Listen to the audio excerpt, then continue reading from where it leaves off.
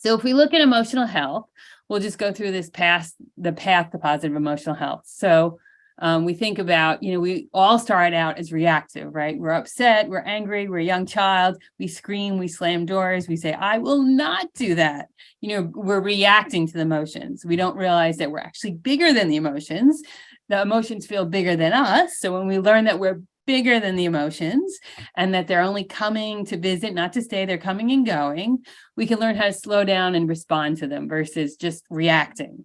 So becoming more responsive, slowing down and having more intentional reactions, thoughtful reactions is part of the process for us as parents and teachers and adults, because, we're role modeling. We're not supposed to be perfect, and we can make boo-boos and say, hey, I could have handled that better. I think we all do that.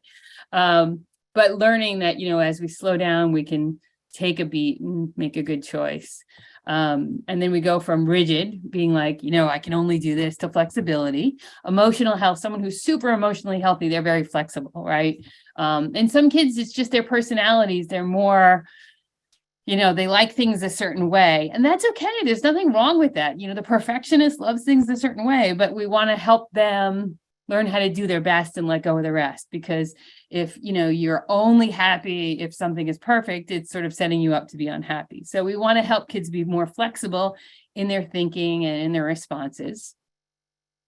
And then unaware to awareness. So we, oftentimes you start out like sort of unconscious. You just have these reactions to being more aware of what your reactions and your power and your ability to make better choices.